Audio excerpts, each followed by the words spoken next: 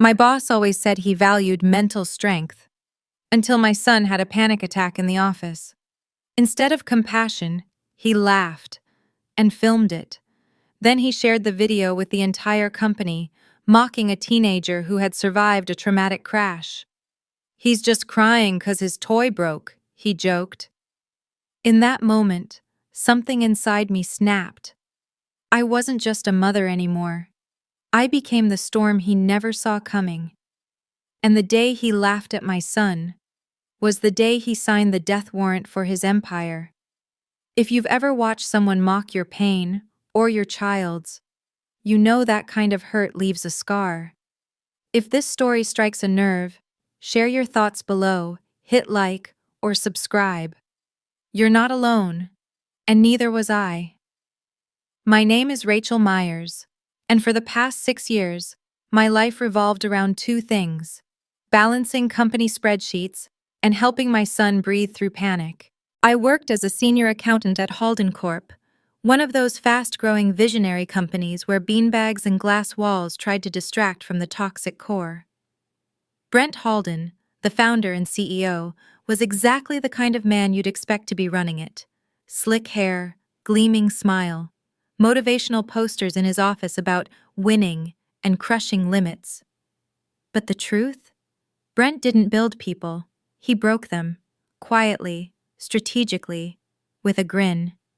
I never liked him, but I kept my head down. I did my work, stayed late when needed, and never rocked the boat, because I couldn't afford to. I'm a single mom. My son Max is 16 now, sweet, brilliant, and fiercely empathetic, but also battling PTSD after surviving a devastating car accident 3 years ago. He was in the back seat when a drunk driver ran a red light. Max came out alive, but changed. Loud sounds triggered panic. Crowds made him shut down. He went from playing piano in recitals to barely leaving the house. Therapy helped, slowly. But recovery is not linear. Some days we made real progress. Others, he'd wake up shaking from a sound he heard in a dream. I did everything I could to hold it all together. The insurance bills, his schooling, the therapy sessions, and work, always work, because one missed paycheck would mean disaster. At Halden Corp, I was known as Reliable Rachel. I met every deadline, never asked for favors, barely took sick days. Brent even said in my last evaluation, "You're not flashy, but you get it done. That's what I like about you." It wasn't a compliment, it was a leash. He knew I wouldn't risk speaking up. And so, when he occasionally made snide remarks in meetings, calling interns snowflakes or mocking employees who took mental health leave, I swallowed my discomfort, because I couldn't afford to lose this job.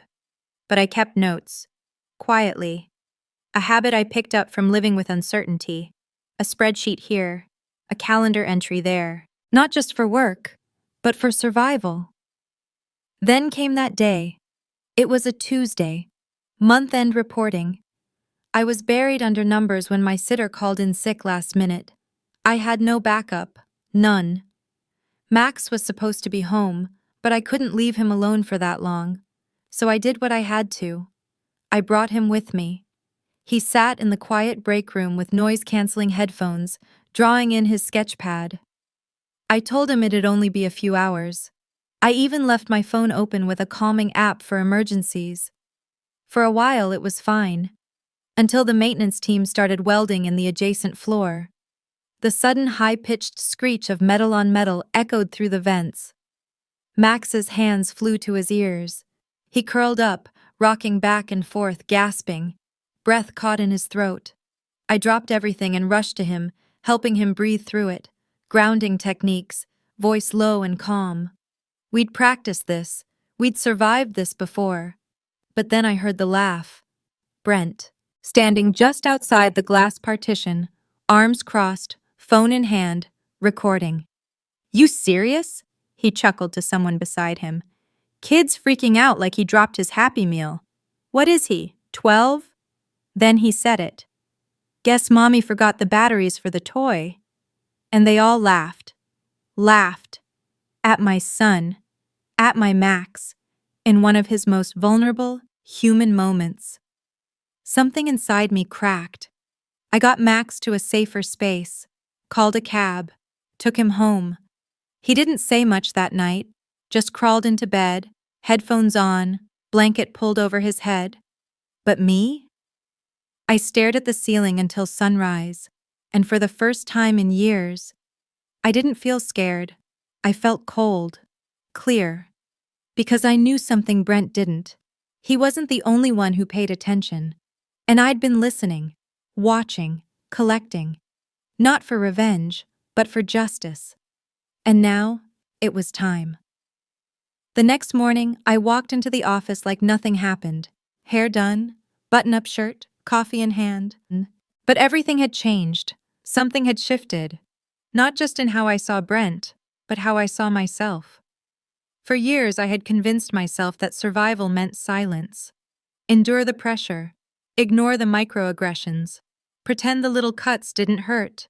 Because bills needed paying. Because Max needed stability.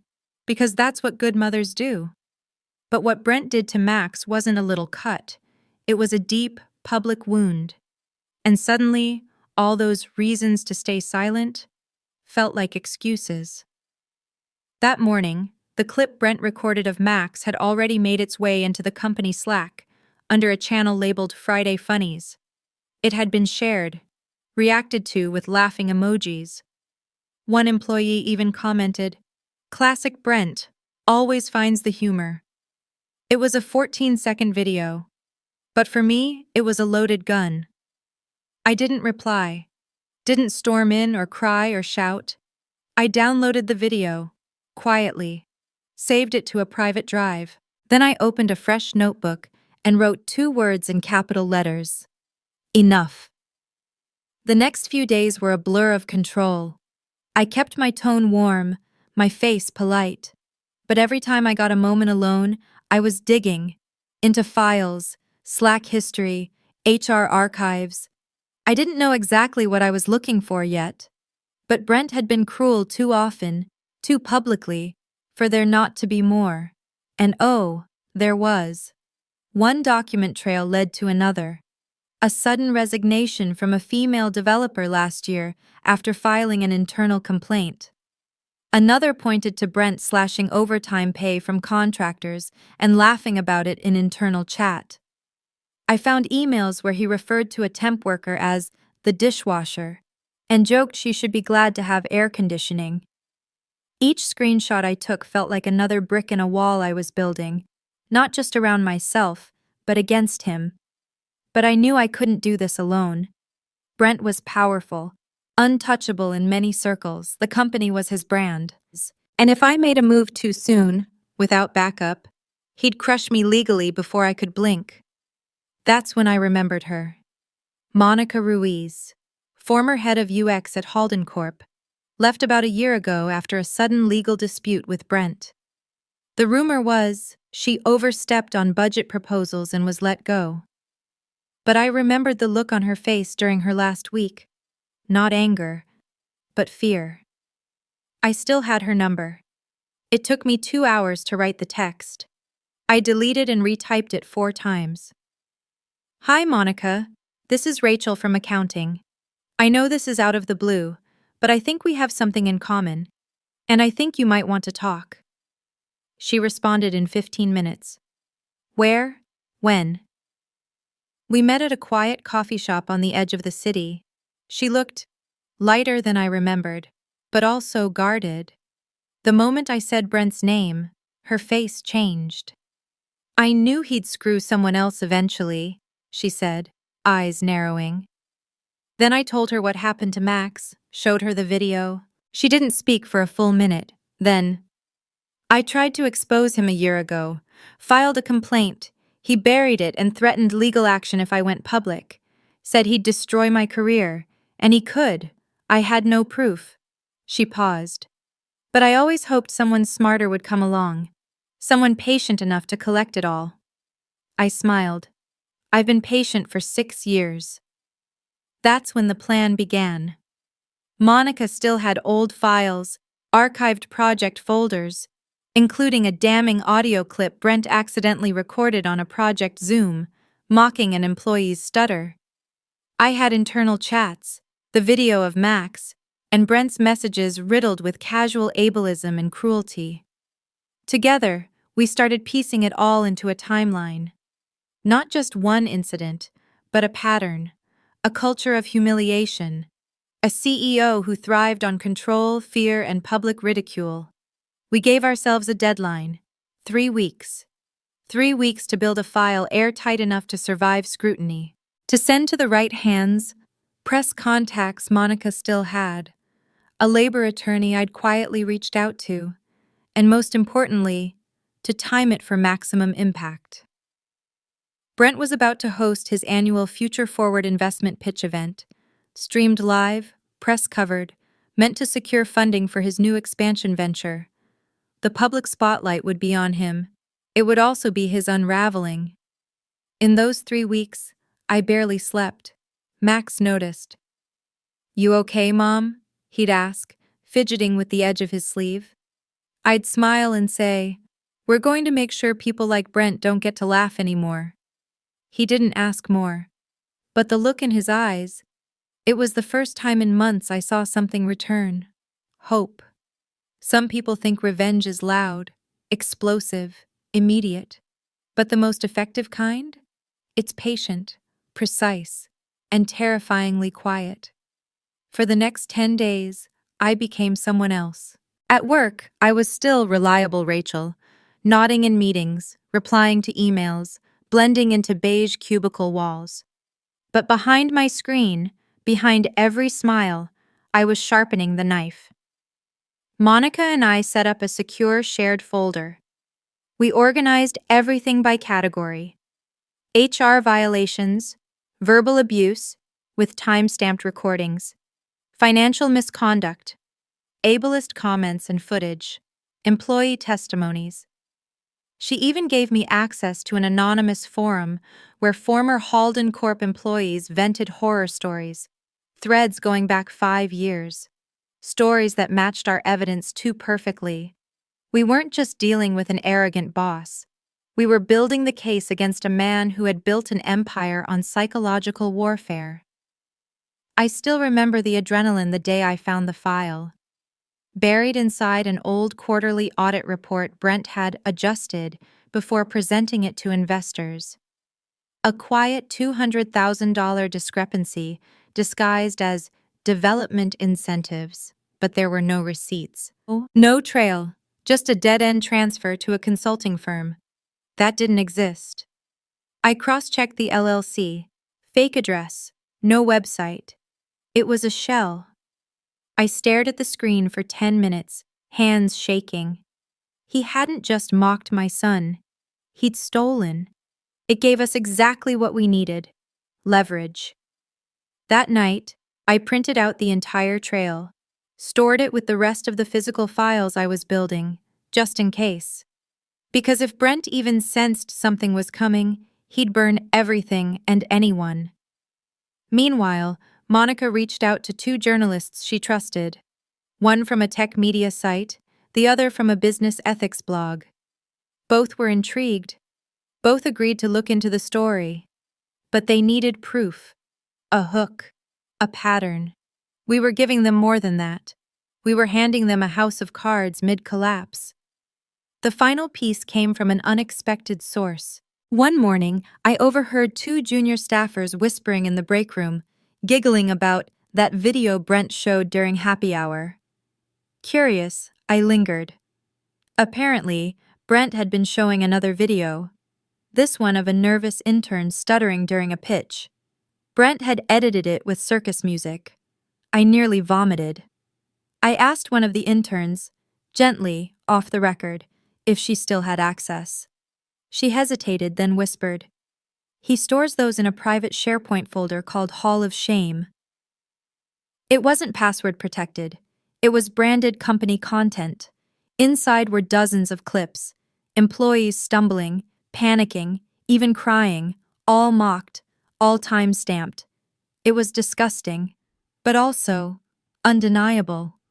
We downloaded the entire archive, blurred the faces, redacted names, but preserved Brent's voice, his laughter, his cruel commentary.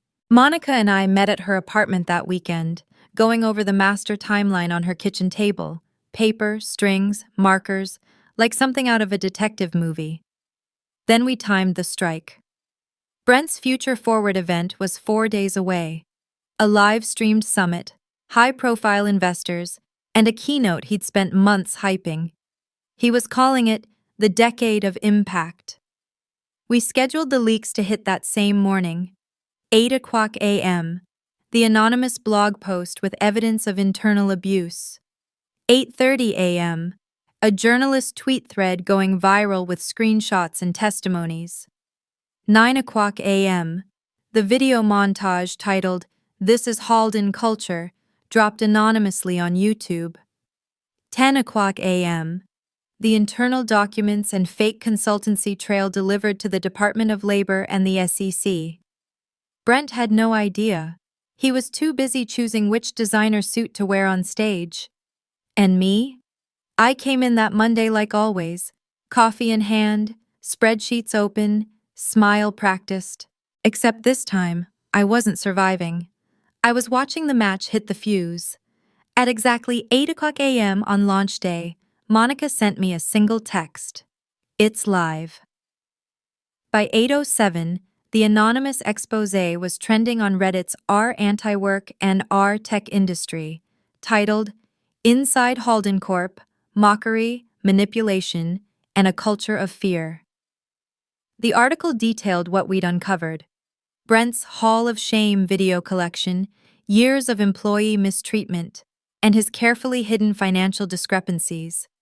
It wasn't just angry, it was surgical. Then came 8:30 a.m., and the tweet thread. 50-plus screenshots, audio clips, employee accounts from Monica, anonymized but damning. By 9 o'clock, the thread had over 25,000 retweets. At 9:03, someone in accounting gasped, "Rachel, have you seen this?" She turned her screen toward me. There it was, a YouTube video titled, "This is Halden Culture." It opened with Brent's own voice. "You know what's funnier than failure? Watching someone panic while failing." Then came the clips. Faces blurred, yes, but his voice, his laughter, his cruelty, all crystal clear. 4 minutes of proof, unedited, unforgivable. Around 9:15, Brent emerged from his office looking pale. "Who uploaded this?" he barked. "Where the hell is this coming from?" No one answered. No one could. His assistant handed him his tablet.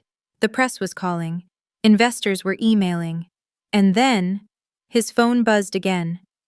At 9:26 a.m., Halden Corp's largest investor, a venture firm named Arcline Partners, publicly posted, "We take ethical leadership seriously.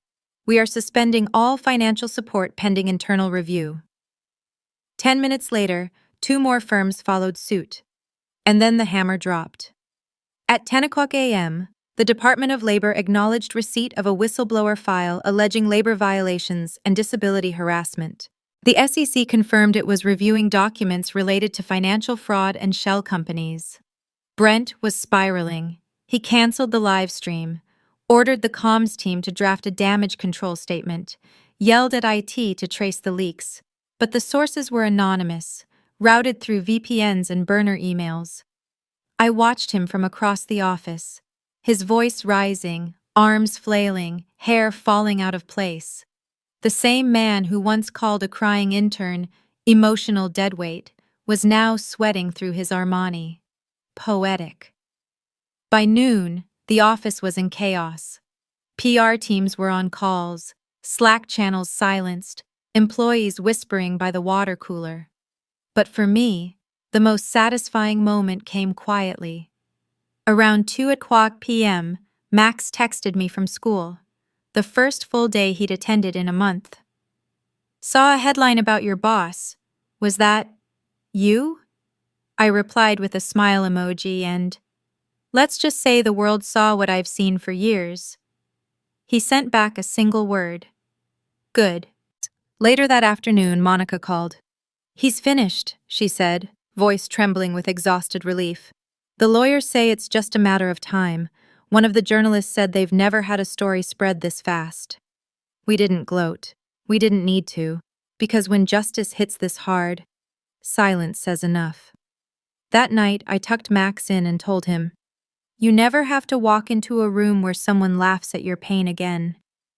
He didn't respond, but he didn't put his headphones on either. He just closed his eyes and exhaled. When those who laugh at others finally face the mirror, the silence is louder than any apology. If this part of the story gave you chills or made you cheer, drop a comment below. Your voice matters, and sometimes it's the quiet ones who bring the walls down. Brent didn't show up to the office the next day.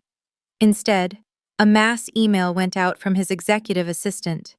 "Effective immediately, Mr. Halden will be taking a leave of absence pending internal review." No apology, no ownership, just a coward's version of silence. But the silence didn't last.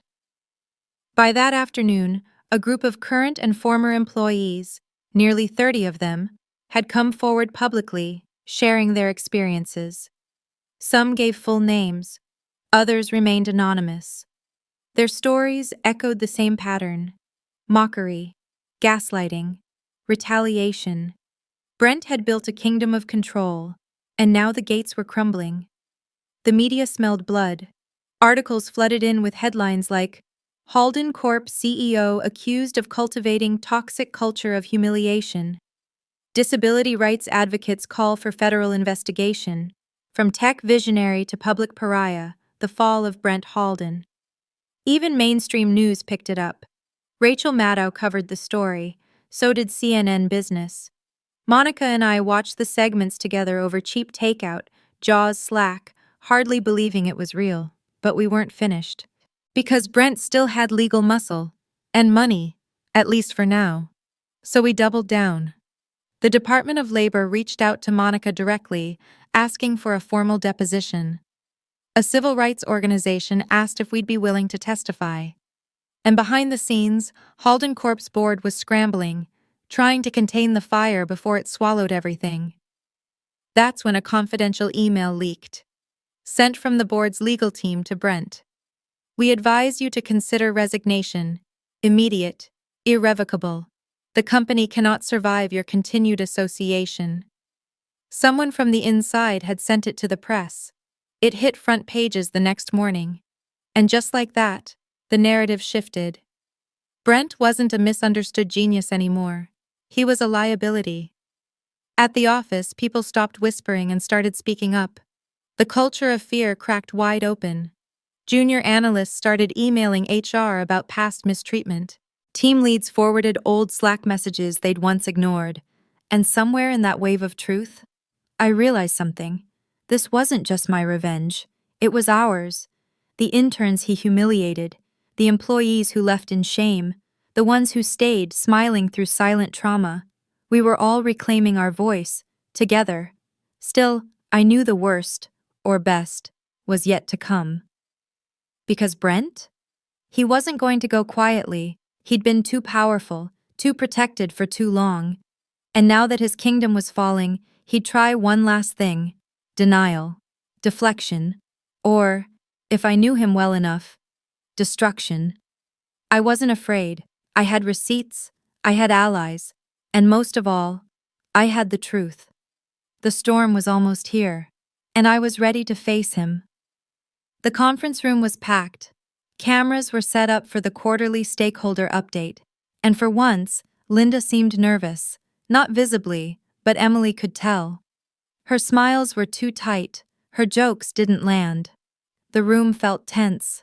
Everyone had noticed the recent articles and the internal audit rumors swirling through the company like smoke before fire. Linda stood confidently at the podium, clicking through slides that painted a picture of thriving growth and unity. "At Aurora," she said, "we believe in accountability, transparency." Emily stood up. "I'd like to make a statement." Linda froze. Her eyes narrowed.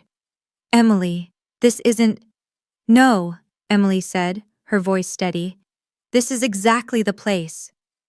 The room hushed. The board members, directors, employees, even the interns, turned their chairs toward Emily as she walked to the front.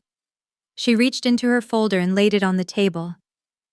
What I'm holding, she said, are internal emails, expense reports, and testimonies, evidence of misappropriated company funds, falsified reports to investors, and unethical use of employee data, all under Linda Rowe's leadership. A shocked gasp swept the room. Linda's face paled. That's absurd. Emily raised her hand.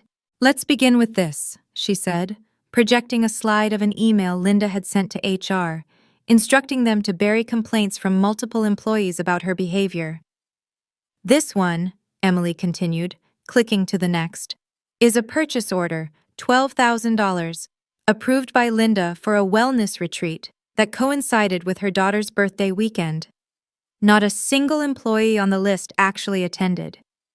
The board chair leaned forward. Is this verified? Emily nodded. Cross-checked with security footage, badge swipes, and the company's credit card logs. Linda turned to the room, trying to recover. She's twisting facts. This is retaliation, a personal vendetta. Emily stepped closer. No, Linda. This is what happens when your mask falls off. You humiliated my son at a company event in front of hundreds of people. But this isn't just about him. This is about every employee you stepped on. Aiden's drawing, crumpled and discarded, flashed on the screen next. Emily had framed it with a quote. The things we throw away say more about us than we think. One of the senior investors, a quiet man in his 60s, cleared his throat. I was at that party. I saw what she did to your son. It made my stomach turn. More murmurs. Another voice spoke up. I filed a complaint once. It disappeared. Linda backed away, visibly unraveling. You don't understand what it takes to run this company. The board chair stood. What it takes is integrity, and from what we're seeing, you failed that test.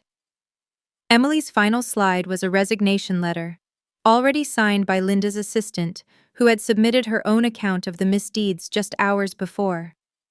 Linda stared at it like a death sentence, because in a way it was. As security was called to escort her from the building, she passed Emily.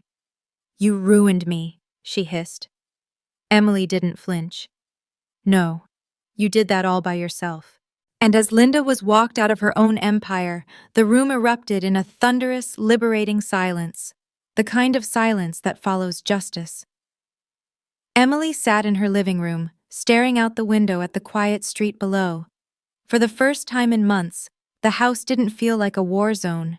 It was still, peaceful. There were no late-night calls from HR, no emails from Linda's minions, no whispered gossip haunting the hallways.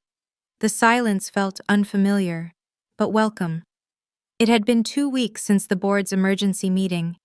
2 weeks since Linda was escorted out of the building, her face a mixture of rage and disbelief as cameras caught her final moments as CEO. The news outlets had had a field day. CEO toppled in office scandal. Mockery and malice, the fall of fashion's queen bee. Mother's revenge for autistic son. Emily didn't give any interviews. She didn't need the spotlight. What she needed was to breathe. She had taken a temporary leave from work, using her accrued PTO to spend time with Aiden and recalibrate. Her son had taken it all in stride, as usual. They spent mornings at the park, afternoons experimenting with baking, and evenings reading their favorite fantasy series aloud. His laughter, so rare before, now echoed through their home like sunlight breaking through heavy clouds. One afternoon, as they sat under a tree, Aiden looked up at her and said, I like you being home. You're not so tired anymore. Emily's throat tightened. Me too, sweetheart. Me too. But she knew it was time to start moving forward, not just away from Linda, but toward something better. She met with HR and the interim board the following week. They offered her Linda's position, CEO of one of the most influential fashion corporations in the country. She declined. "I've spent the last decade cleaning up someone else's messes," she said. "I don't want to wear their shoes, I want to build my own." Instead, she accepted a consulting role to restructure the company's internal culture and employee protections, especially regarding disability accommodations and workplace bullying. It wasn't glamorous, but it was necessary. "I want this place to be somewhere people like my son would be respected, not ridiculed," she told the board. "If I can't promise that, I have no business accepting your offer." They agreed. Meanwhile, several former employees came forward with stories of Linda's cruelty, accounts HR had once buried. With Linda gone, the tide shifted quickly. A coalition of employees formed a new committee on inclusion, and Emily helped train a fresh HR team from the ground up. For the first time, the company was beginning to feel human. Linda, for her part, was finished. Investors pulled out. Brand deals dissolved. One of the board members leaked her discriminatory text to the media, and within days, she became untouchable. Rumors swirled that she fled to Europe, trying to rebrand herself under a new name. But Emily didn't follow her anymore. She didn't care. The last time Emily saw her was on the sidewalk outside headquarters, just before Linda was escorted out. Their eyes locked for a brief, electric second. Linda sneered. "Hope your freak son's proud." Emily didn't flinch. She stepped forward, calm and composed, and said, "He's prouder of me than anyone's ever been of you."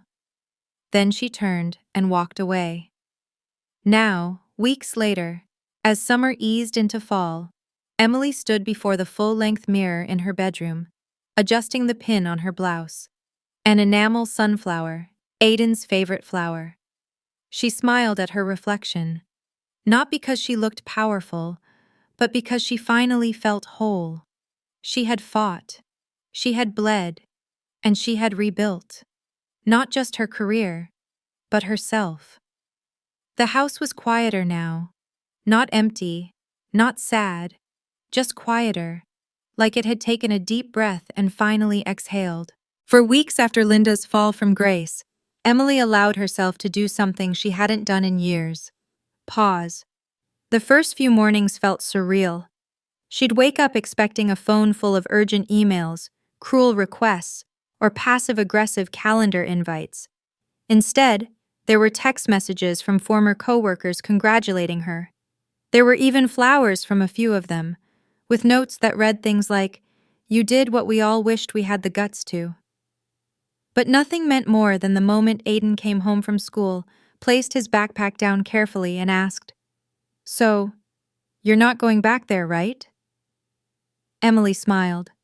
"No, honey, I'm not." He nodded slowly, like he was still testing if it was real. Then he simply said, "Good." Her son began to blossom in ways she hadn't anticipated.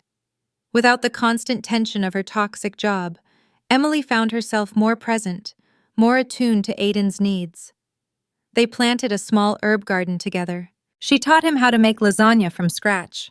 They took weekend road trips, with no itinerary, no rush, just freedom.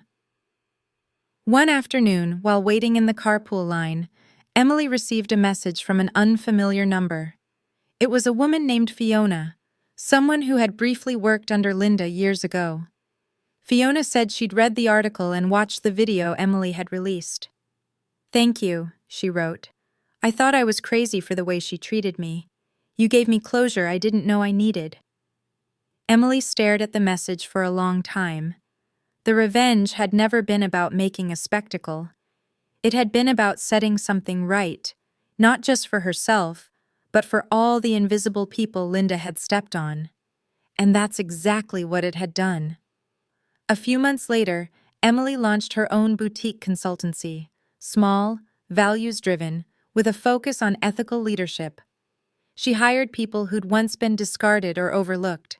She even offered a part-time internship program for neurodivergent teens who wanted experience in finance or operations. Aiden helped her design the logo. He still struggled with certain social settings, and he always would. But now, his home was his sanctuary, not a pressure cooker. He watched his mother build something beautiful from the ashes, and that gave him more confidence than any therapy session ever had. On the 1-year anniversary of the office party, the night it had all begun, Emily took Aiden out to dinner at a quiet little Italian place. Over dessert, he looked at her and said, "You remember when you used to look tired all the time?" Emily laughed softly. "Yeah, I remember. You don't look like that anymore." It hit her then, not just what she had overcome, but what she had reclaimed. Her time, her voice, her son's peace. And somewhere out there, Linda was probably still spinning stories, blaming others, maybe even plotting some sort of comeback. But Emily no longer cared. She didn't need to watch Linda lose anymore. She'd already won. Because true revenge isn't destruction, it's healing in full view of those who tried to break you. And Emily was healing beautifully.